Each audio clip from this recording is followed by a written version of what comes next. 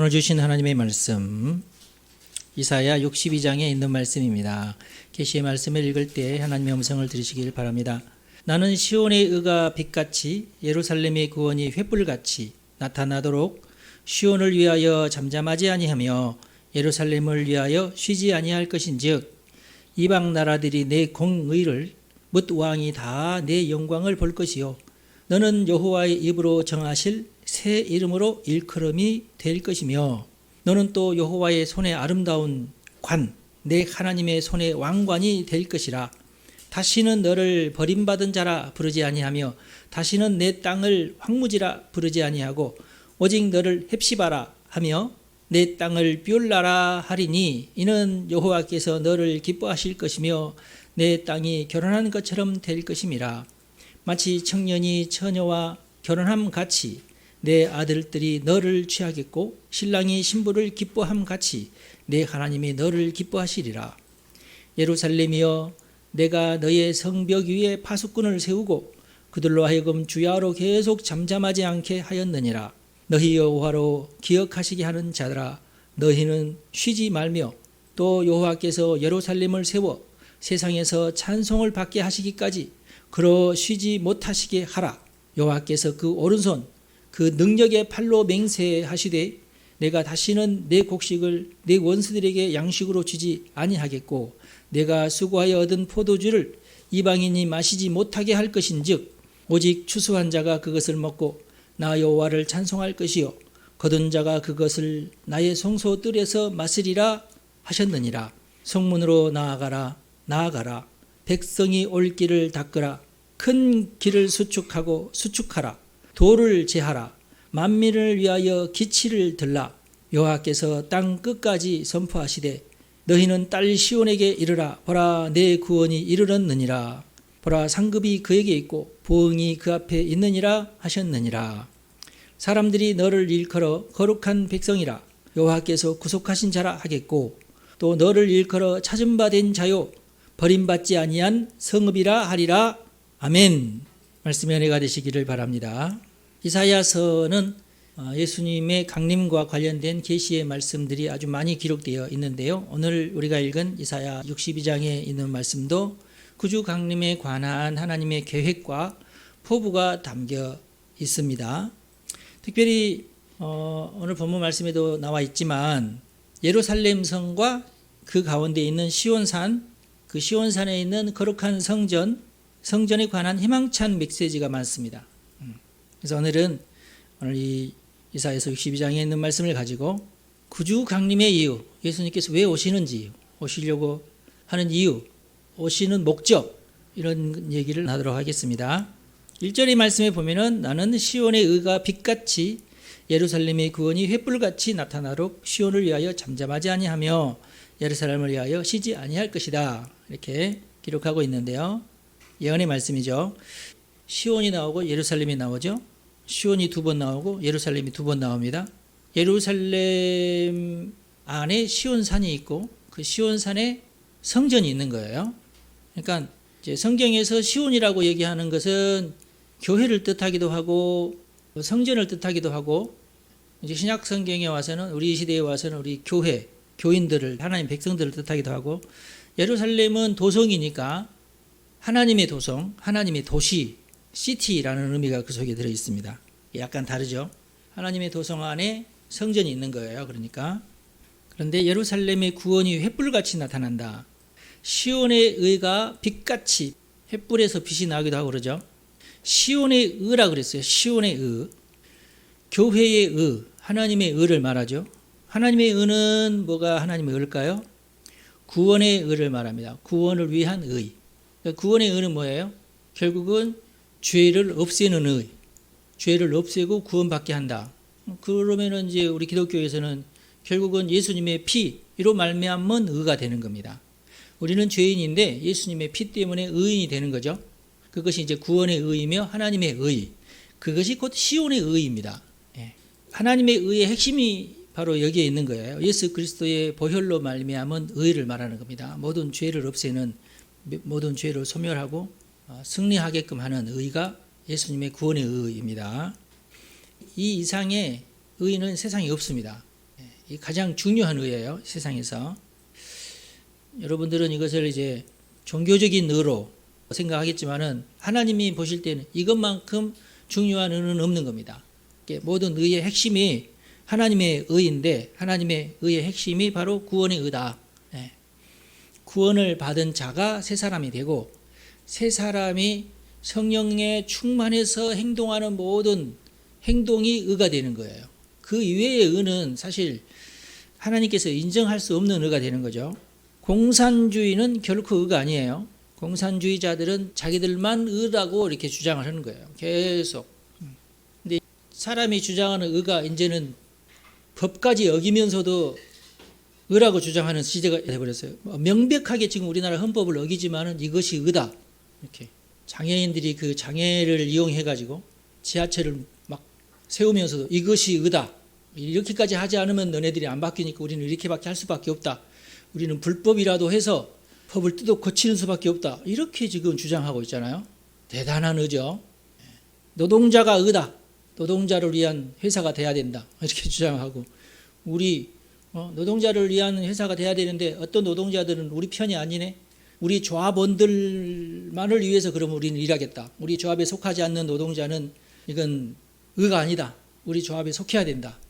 우리 조합에 속한 자들을 위해서 우리는 불법을 행해서라도 우리 조합원들에게 돈을 벌도록 해줘야 되겠다. 이렇게 하면서 건설 현장에서 막 깡패짓을 하는 거예요. 명백한 불법인데도 불구하고 자기들의 의예요. 그게. 이게 공산주의입니다. 공산주의는 무서워요. 그 공산주의 역사를 보면은 너네 아버지라도 너네 할아버지라도 공산주의의 의에 부합하지 않으면 죽여라. 그게 공산주의예요. 무자비한. 옛날도 그랬지만 지금도 똑같아요. 뭐든 이렇게 하는 짓을 보면은 이 공산주의자들은 진정한 의가 절대 아닙니다. 자유민주주의는 공산주의보다 훨씬 낫지만 그러나 허점이 많죠. 자유민주주의가 주는 허점이 어마어마하게 많아요. 또 그러다 보니까 그런 허점을 또 공산주의자들이 계속 공격을 하면서 우리 의가 더 올바른 의다 하고 주장하게 되는 거예요. 오직 하나님의 의가 진짜 의입니다. 모든 죄를 없애는 의, 모든 죄를 없애고 그로 하여금 새로운 의인이 되게 하는 의예요. 그래서 그가 하는 모든 행동이 의로운 행동이 되도록 도와주는 의가 하나님의 의다. 구원의 의라고 그러죠. 이것을 사람들은 다 자기가 의롭다고 생각을 해요. 그리고 자기가 잘못한 것은 이것은 어쩔 수 없이 내가 생각하는 정의를 위해서 나는 거짓말을 할 수밖에 없다. 그렇게 생각을 해요.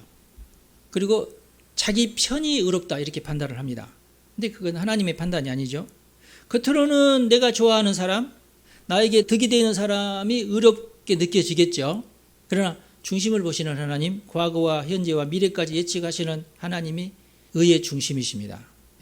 그 중심을 보세요. 네가 의롭다고 생각하는 그렇게 행동하는 그 속마음을 하나님은 아신다 그 말이에요. 그래서 하나님의 의밖에는 세상에 바른 의가 없다. 그런 뜻입니다. 예루살렘은 하나님의 도성을 상징합니다. 하나님의 도성.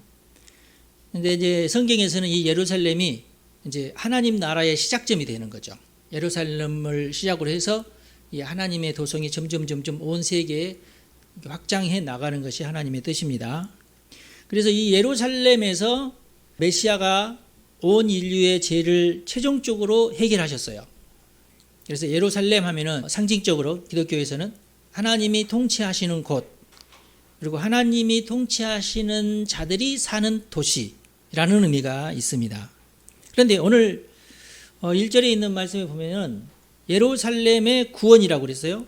시온의 의가 빛같이 나타나고 그 빛 때문에 그 시온을 감싸고 있는 예루살렘 도성이 이제 구원을 얻게 되는데 예루살렘의 구원이 횃불같이 나타날 것이다. 횃불이라는 표현을 썼어요. 이 창세기 15장에 횃불이 등장을 합니다. 창세기 15장은 하나님과 아브라함과의 언약이 기록되어 있어요. 하나님이 아브라함에게 너는 내 말대로 해라. 네가 내 말 따라서 순종을 하면 내가 너에게 복을 주겠다. 어떻게 할까요? 가나안으로 가거라. 그래서 가나안으로 갔죠. 그런 다음에 세월이 많이 흘러서 다시금 이제 하나님께서 아브라함이 하는 것을 보니까 정말로 순종을 하거든요. 그래서 내가 너하고 언약을 맺겠다. 내가 너에게 큰 민족을 이루게 하겠다. 나는 아들이 없습니다. 내 집에서 기르는 이 충실한 이 종이 내 후계자가 될 거 아니다. 네 몸에서 난 아들이 너의 후계자가 된다. 그리고 이 약속을 이루기 위해서 너하고 나하고 계약을 하자. 너는 3년 된 암소, 3년 된 암양, 3년 된 순양, 산비둘기, 집비둘기 새끼를 잡아가지고 이것을 둘로 가르고 하나님을 기다려라. 그래서 그대로 순종을 했어요. 그래서 해가 져가고 하나님이 임재하셨는데 그때에 아브라함이, 그때는 아브라함이었죠. 두려움을 느끼면서 하나님이 임재하시니까 덜덜덜 떨고 있는데 뭐가 보였냐면 연기 나는 화로가 보이고 횃불이 고기 사이로 지나가는 것이 보였어요. 이런 사건을 우리는 이제 계시적 사건이라고 하는데요. 이때의 이 제물은 결국은 이제 예수님을 상징하죠. 예수님의 십자가를 상징하고, 타는 횃불은 성령의 인치심을 상징하고, 하나님께서 제물을 받으시고 횃불로 도장을 치신 것 같은 느낌이 들죠. 그렇게 하면서 하나님이 계시적인 것을 보여주시고 아브라함과는 언약을 맺었어요. 내가 네 자손으로 하여금. 그럼 아브라함이 한 것은 그냥 믿고 순종하는 것밖에 없었어요. 그렇게 하니까 하나님께서 아브라함과 언약을 맺으셨습니다. 근데 그 언약의 내용이 뭐냐면 내가 너의 후손에게 이 땅을 주겠다는 거예요. 결국 그렇게 됐죠. 그 다음에 내가 너를 보호하겠다는 겁니다. 내가 너의 자녀들을 보호하겠다는 거예요. 그러니까 아브라함과 그 가정, 결국은 지금으로서는 아브라함과 사라죠. 그리고 뭐 몇십 년이 흘러서는 이제 아브라함과 사라와 이삭이죠. 그 다음에는 거기에 리브가가 포함되고, 그 다음에 야곱이 포함이 되죠. 그리고 내 아내와 12 아들들, 그리고 딸, 그 자녀들이 또 포함이 되고, 그러면서 점점 많아지는 거 아니겠어요? 이 언약을 지키는 자들에게 하나님께서 복을 주시는 거예요. 하나님의 복, 하나님께서 보호하시는 복, 하나님의 의, 죄를 사해 주시는 의, 저주를 끊어주시는 의가 확장이 되어 가는 겁니다. 내가 너를 보호하겠다는 거예요. 단지 너는 나에게 순종하라. 나만을 섬기고 순종하면 내가 이렇게 하겠다 하는 약속을 한 겁니다. 그리고 나는 너에게 지극히 큰 상급이다. 그래서 하나님 자신이 아브라함 너에게 큰 상급이다. 내가 너의 곁에 있는 것 자체가 너에게 복이다. 왜냐하면 내가 너를 보호할 것이니까. 내가 너에게 복을 줄 것이니까. 근데 이것은 오늘날 우리에게도 똑같습니다. 여러분들이 하나님을 섬기고 정성껏 하나님을 섬기고 하나님에게 기도하고 하나님에게 순종하면은 어느 누구든지 하나님께서 그를 보호하시고 아브라함처럼 그를 지키시고 그에게 복을 주십니다. 그 자녀에게도 복을 주십니다. 이게 하나님의 변함없는 약속이고 하나님의 의예요. 너희를 구원하겠다. 그 죄로부터 너희를 구원해주고 내가 너희를 지키겠다. 근데 죄인을 지키시진 않아요, 하나님께서. 그래서 죄인을 지키실 수 없으니까 이것은 해야 된다. 그러면서 내리신 법이 뭐예요? 제사법을 내리신 거예요. 제사법을. 항상 이렇게 제사를 드려라. 항상 너희들이 회개하면서 너희 죄를 어린 양에게 뒤집어 씌워서 어린 양이 대신 죽게끔 해라. 그게 여러분들 그렇게 하실래요? 어떻게 하실래요? 지금도 그게 만약 그 법이 통한다면 부자들은 뭐 한 달에 한 번씩 가서 제사 드리고 그러는데 여러분의 가정 형편상 양 한 마리에 20만 원이거든요. 어떤 사람은 할 수 없이 1년에 한 번씩 가서 제사 드리고 그러는데 쉽지 않죠.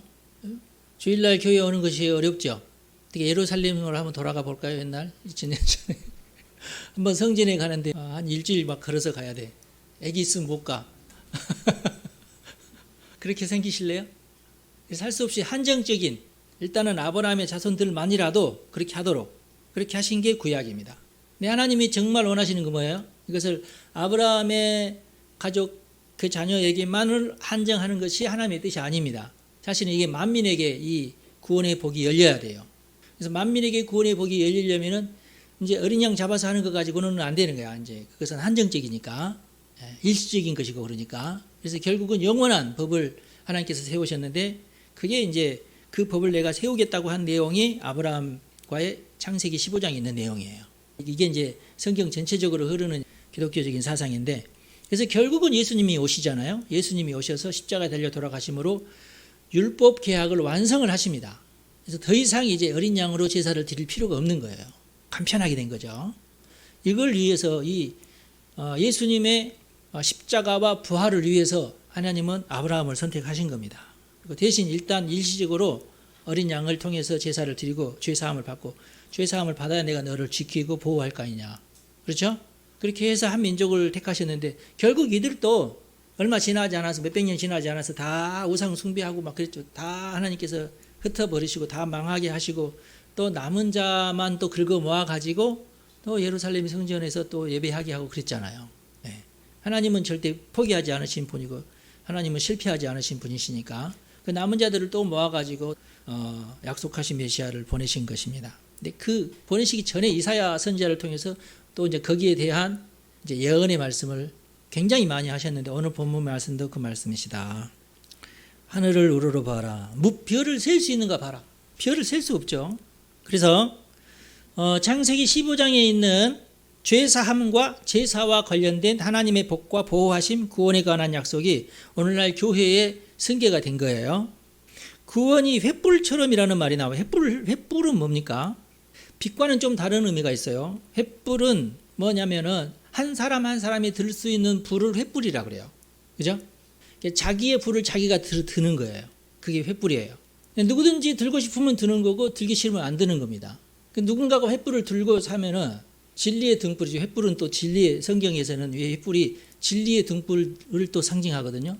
진리의 말씀 따라 내가 빛과 소금으로 이 세상에 사는 것을 말하는 겁니다. 이 횃불을 든다는 얘기가 하나님의 횃불을 든다는 얘기가 나는 구원받은 자로서 나는 하나님의 자녀로서 나는 하나님께서 명령하신 대로 하나님에게 순종하는 대로 하나님의 법을 따르면서 세상을 살겠습니다 하는 횃불을 드는 거예요.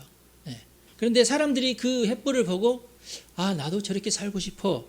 그럼 나도 횃불을 들어야지 하면서 그 사람도 횃불을 들면은 횃불이 하나가 됐다가 두 개가 됐다가 그래서 이 횃불이 그 도성에 많아지면 그 도성은 예루살렘 도성이 되는 겁니다.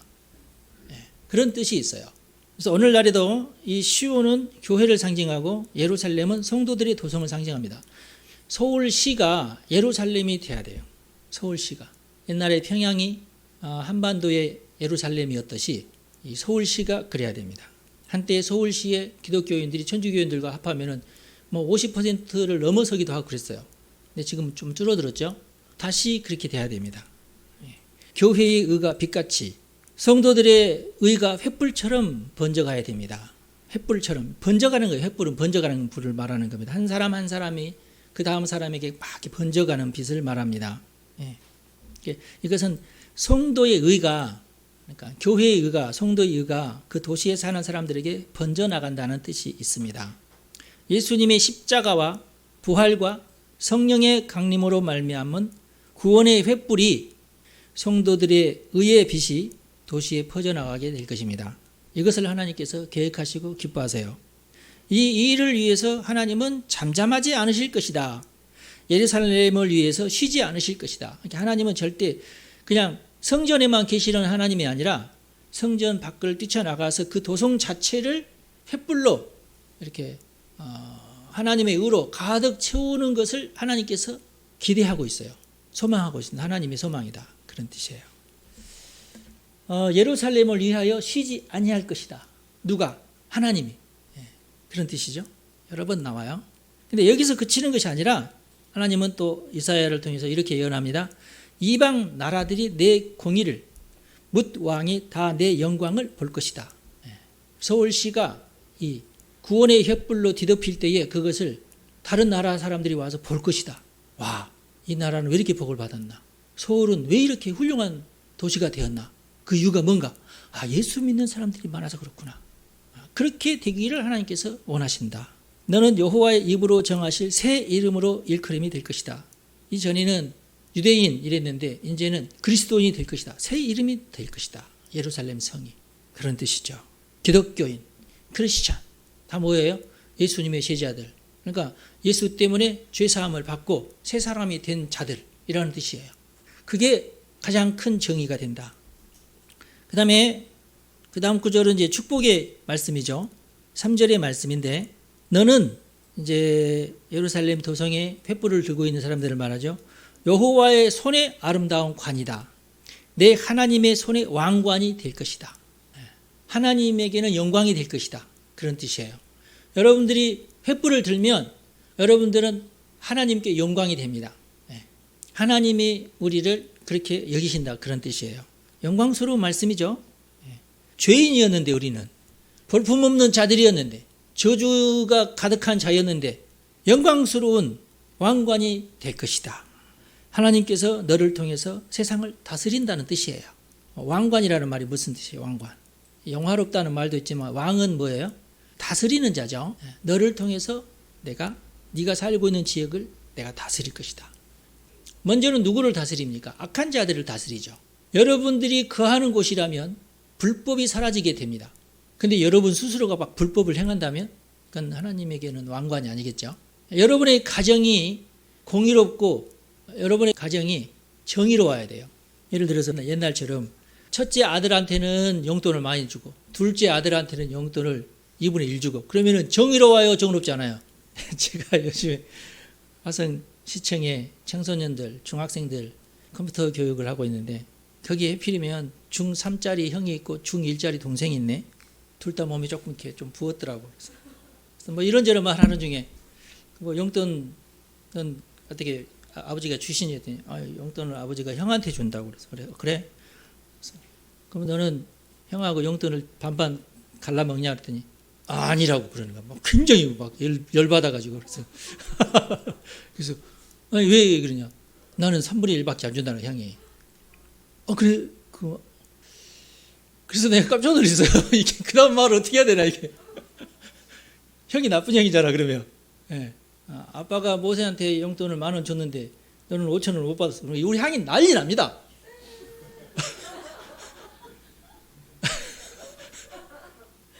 그 형이 옆에 있다가 저놈은 돈을 주면 맨날 그 군것질만 해버리고 그냥 바로 그날 다 써버리기 때문에 안 준다는 거야. 그 나름대로 또 자기 의가 있네. 그런다 할지라도 절반 해야지. 아버지가 그렇게 믿고 너에게 줬는데 이 형은 이제 갑질을 하는 거야. 예. 그래서 내가 이 가정에 정의가 있지 않구나. 예. 우리 하나님의 가정이라면 정의의 횃불을 드시기 바랍니다. 여러분 가정에 어느 누구도 한 사람도 나는 이 가정에서 나는 억울한 사람이야 이런 느낌이 들면은 안 됩니다. 정의로워야죠. 하나님의 법대로 그렇게 해야 됩니다. 그래야 그 가정이 이제 형통한 가정이 되는 거예요. 여러분 가정에서부터 하나님의 정의가 실현이 돼야 되죠. 하나님의 정의. 근데 하나님의 정의는 결국 하나님의 사랑으로 규결이 되죠. 모든 것이 사랑으로 다 해결이 되니까. 그래서 하나님의 자랑거리가 되는 거예요. 여러분들이 하나님의 자랑거리가 되려면 여러분에게도 정의로워야 되고 여러분 주변이 정의로워야 돼요. 그래서 여러분이 영향력이 미치는 곳에는 마귀가 절대로 틈을 못하게 해야 되고 여러분이 회사에 가면은 그 회사에 여러분의 부서에 여러분이 하는 일만큼은 정의로워야 돼요. 그래야 그 횃불을 드는 거예요, 그게. 그러면은 그 횃불을 보고 하나님께서 그 자리에 복을 주십니다. 형통함을 주십니다. 핍박이 오고 마귀가 여러 가지 악한 짓을 벌려도 하나님의 깃발을 드십시오. 그러면 그 깃발을 보고 그 횃불을 보고 하나님께서 그것에 복을 주십니다. 그게 하나님의 나라예요. 다른 게 아닙니다. 그러니까 그 임무는 우리에게 있는 거예요. 너를 통해서 영광이 드러나기를 원하십니다. 그래서 과거에는 안 그랬지만 이제는 그렇게 할 것이다. 다시는 너를 버림받은 자라 부르지 아니할 것이다. 다시는 네 땅을 황부지라 부르지 아니할 것이다. 오직 너를 헵시바라고 부를 것이다. 그랬어요. 너는 패배자야. 너는 부족한 자야. 너는 운도 없고 다시는 그렇게 부르지 않을 것이다. 하나님께서 너를 다시는 그렇게 부르지 않을 것이다. 네가 하나님의 횃불을 들고 있으면은 다시는 내가 너를 그렇게 되지 않게끔 하겠다. 너는 헵시바라고 부를 것이다. 헵시바는 무슨 뜻이냐면은 나의 기쁨이 바로 너에게 있다라는 뜻이에요. 그 횃불을 드는 자에게. 내가 횃불을 들 때, 네가 횃불을 든 것을 하나님이 기뻐하시겠다는 뜻이에요. 하나님의 공의를 들고 있을 때 세상에 빛과 소금 역할을 하고 있는 그 순간 하나님께서 너를 기뻐하겠다는 거예요. 여러 사람들이 나를 핍박하기도 하고 음모를 꾸며서 나를 뒤에서 욕하기도 하고 그래도 횃불을 들고 있는 너를 하나님께서 너를 기뻐하겠다는 거예요. 하나님이 기뻐하면 끝나는 거예요. 다시는 너를 황무지라고 부르지 않겠다. 당시에 이스라엘은 포로 생활을 하고 있었어요. 이 예언을 받을 때 굉장히 초라한 위치에 있었죠. 남의 나라에서 굴욕적인. 근데 내가 너를 기뻐하겠다. 너의 땅, 당시 유대 땅이죠. 비울라라고 하겠다. 나는 이 땅과 결혼하겠다는 뜻이에요. 이 땅은 언약의 땅이라는 뜻입니다. 하나님의 표현이 참 재밌죠. 마치 청년이 처녀와 결혼함 같이 내 아들들이 너를 취하게 하고, 여기서 너는 그 땅을 말합니다. 예루살렘 땅을 말합니다. 신랑이 신부를 기뻐함 같이 내 하나님이 너를 기뻐하시리라 그랬어요. 그러니까 이제 뭐 시적인 표현이죠. 4절과 5절 말씀은 똑같은 말인데 이렇게 반복해서 시를 지어서 예언을 하셨습니다. 여러분, 믿음의 자녀들이 땅을 취하기를 하나님께서 기뻐하십니다. 신랑이 신부를 기뻐함 같이 하나님께서 성도들을 기뻐하십니다. 근데 이 모든 기쁨이 어떻게 해서 가능해지느냐? 구주 강림으로 인해서 이게 가능하게 되는 겁니다. 원칙은 간단해요. 모든 사람 다 죄인인데 그 죄를 없애는 특권을 이스라엘에게 하나님이 주신 거고, 그 특권을 이제 만민에게 주시기 위해서 구주가 오신 겁니다. 할렐루야. 그래서 예수를 내가 믿음으로 받아들이고 예수의 피를 내가 믿는 자는 하나님께서 구원을 하시는데, 그에게 이제 하나님의 의가 임하게 하시고 의의 횃불을 들게끔 하시는 거예요. 그래서 그 횃불을 가지고 세상을 살면 세상이 변화를 받고 그 횃불을 따라 들은 사람들이 생기게 된다는 뜻이에요. 그래서 그 지역이 예루살렘 성, 그러니까 하나님의 도성이 된다는 뜻입니다. 그걸 하나님께서 계획하셨고 지금도 그걸 이루시려고 노력을 하신다는 뜻이에요. 근데 어떻게 이게 실현되느냐? 예루살렘이여, 내가 너의 성벽 위에 파수꾼을 세우고 그들로 하여금 주야로 계속 잠잠하지 않게 하였느니라. 이 말은 이제 계속 기도를 쉬지 않게 하였느니라, 이런 뜻이에요. 누가? 이사야 같은 예언자가. 여러분들이 예언자적 삶을 살으셔야 돼. 하나님이 그렇게 해서 깨워서 나라를 위해서 기도하게끔, 서울시를 위해서 기도하게끔 하나님께서 하셨다, 그런 뜻이에요. 너희 여호와로 기억하시게 하는 자들아, 너희는 쉬지 말아라. 하나님이 또 우리를 깨워서 야, 일어나서 기도해야지 하셨는데, 또 그 기도는 또 어떤 역할을 하느냐? 하나님이 쉬지 않게끔 하는 역할을 했다, 그 말이에요. 또 7절에도 비슷한 말씀, 여호와께서 예루살렘을 세워 세상에서 찬송을 받게 하시기까지 그로 쉬지 못하시게 하라 그랬어요. 예, 우리 찬양단이 찬양을 하면 하나님이 쉬지 못하시는 거야. 예, 그러기를 원하셔도 하나님이 찬송을 받으셔야 되잖아요. 근데 더 많은 사람들이 하나님을 찬송해야 되잖아요. 너희들이 먼저 하라는 거예요. 그 찬송하는 자들이 복을 받습니다. 하나님. 근데 여러분, 우리 청중들은 뭐냐면은 찬양단이 찬양을 하는 것이 쉽지가 않거든요. 이게 막 박자 맞추고 이렇게 찬양 자체가 쉽지가 않아요. 예. 그렇지만은 찬양을 하게 되면은 우리가 따라 부르기 쉽잖아요. 그렇죠? 예. 찬양대의 역할은 앞장서서 찬양을 하는 자들이고 우리는 따라 부르는 자들입니다. 따라 부르기만 해도 찬양단의 그 역할을 우리는 별로 큰 수고를 안 했지만은 많이 수고하는 자들 곁에서 같이 찬양을 해주는 것만으로도 우리는 그 은혜에 동참하는 것이 되는 거예요. 그래서 찬양단이 소중합니다. 앞장서는 사람이, 리더가 중요해요. 그렇게 되면 어떻게 돼요? 그로 쉬지 못하시게 하라. 하나님으로 하여금 찬양을 받고 일하시게끔 하라, 그런 뜻이에요. 여호와께서 그 오른손, 그 능력의 팔로 맹세하시되 내가 다시는 내 곡식을 내 원수들에게 양식으로 주지 아니하겠고 네가 수고하여 얻은 포도주를 이방인이 마시지 못하게 할 것이다. 이게 예수 믿는 자들에게 복입니다. 예수 믿는 자들은 일도 않고 복 받는다고 생각하면 큰 오산이고 착각이고, 그것은 공산당들이나 생각하는 아주 악한 이론이고, 예수 믿는 자들은 놀면 안 돼요. 수고한 대로 하나님께서 그에게 갚아주십니다. 과거에는 내가 많이 수고했지만 다 뺏기는 바람에 남는 것이 별로 없었지만, 이제는 내가 수고한 대로 하나님께서 나에게 그 열매를 나에게 주신다는 것이에요. 이게 복입니다. 수고하지도 않는 자는 열매도 생각하지도 말아야 돼요. 근데 이것만 해도 얼마나 큰 복이에요. 내가 열심히 일한 만큼 하나님께서 나에게 주시니까. 그런데 그 약속이 예수 믿는 자들과 예수 믿는 나라들, 예수를 잘 믿는 도성들에게 하나님께서 그대로 이 인류의 역사를 보면은 그게 다 드러나 있어요. 성령 운동이 일어난 나라마다 복을 받아요. 기도 운동이 일어난 도시마다 복을 받아요. 형통하게 돼요. 역사가 그걸 증명을 하고 있습니다.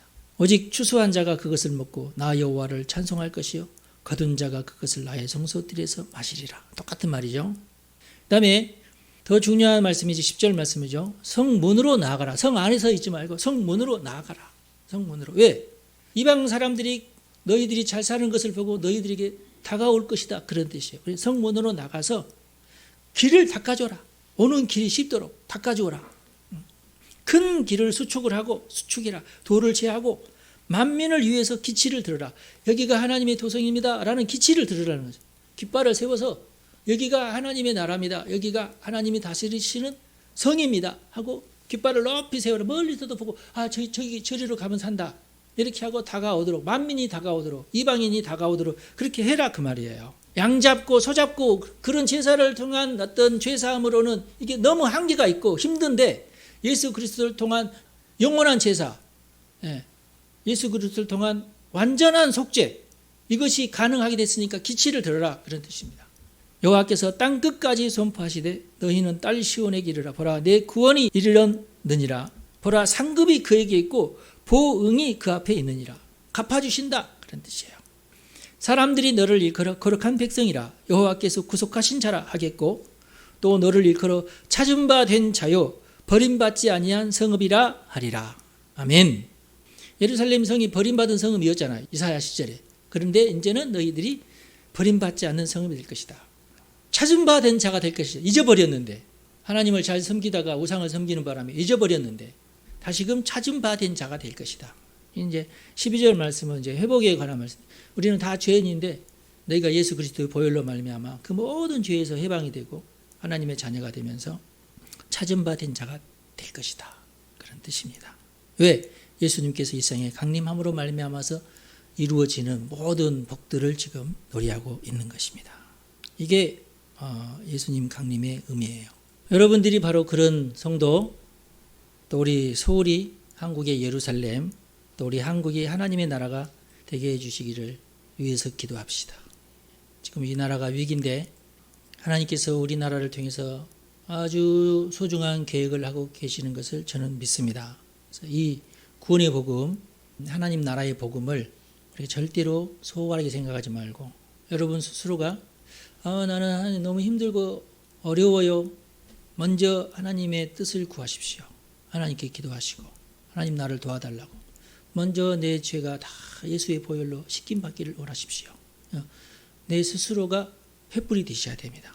복받는 길이 그 길밖에 없어요. 그 길이 진리의 길입니다. 진리의 횃불만이 하나님께서 나를 위해서 일하시게끔 하는 방법이에요. 그러면 여러분들은 어디에서 무엇을 하든지 하나님께서 도와주시고 복 주시고 형통하게 하실 것입니다. 기도하겠습니다. 하나님 감사합니다. 우리 성도들을 이 시간 축복합니다.